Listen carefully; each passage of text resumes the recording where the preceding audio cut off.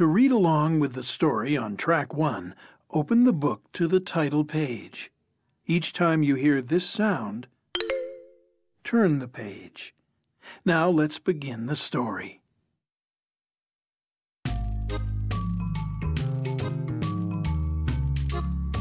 Giraffes Can't Dance by Giles Andre, illustrated by Guy Parker Rees.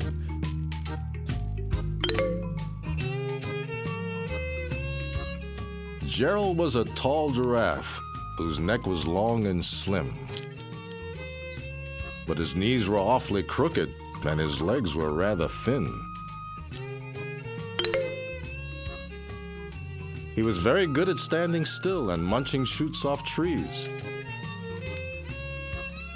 But when he tried to run around, he buckled at the knees.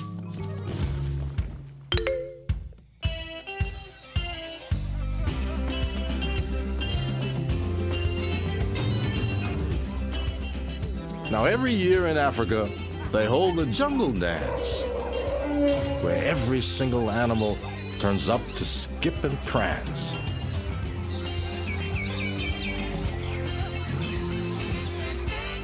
And this year, when the day arrived, poor Gerald felt so sad,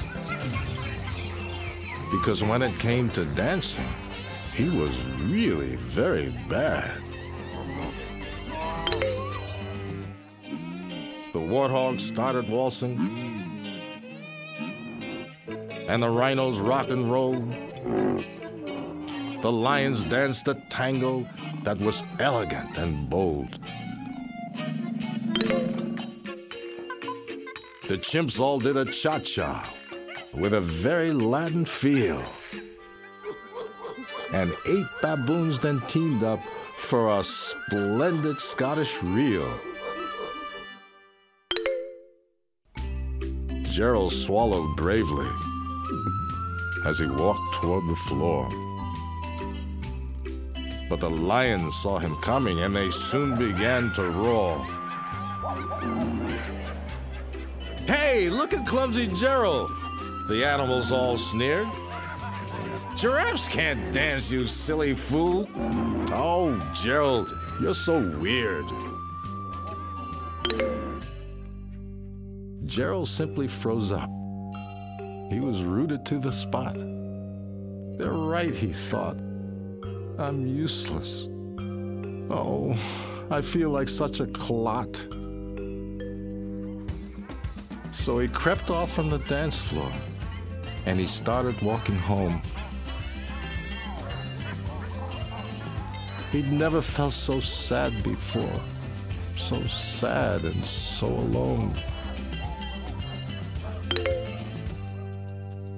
Then he found a little clearing, and he looked up at the sky. "The moon can be so beautiful," he whispered with a sigh.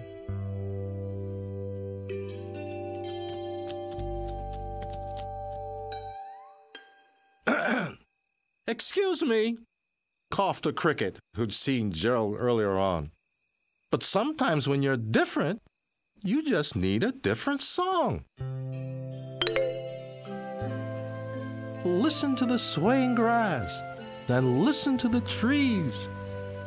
To me, the sweetest music is those branches in the breeze. So imagine that the lovely moon is playing just for you. Everything makes music if you really wanted to."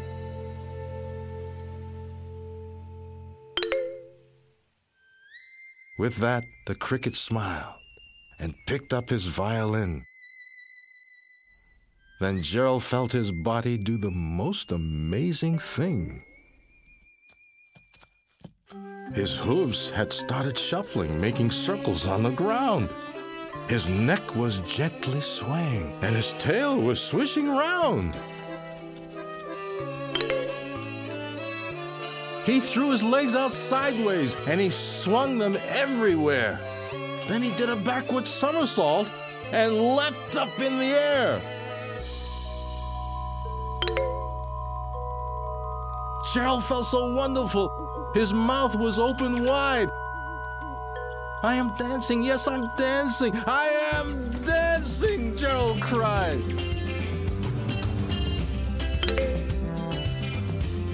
Then one by one, each animal who'd been there at the dance arrived while Gerald boogied on and watched him quite entranced. They shouted, "It's a miracle! We must be in a dream! Gerald's the best dancer that we've ever seen!" How did you learn to dance like that? Please, Gerald, tell us how. But Gerald simply twirled around and finished with a bow. Then he raised his head and looked up at the moon and stars above. "We all can dance," he said, "when we find music that we love."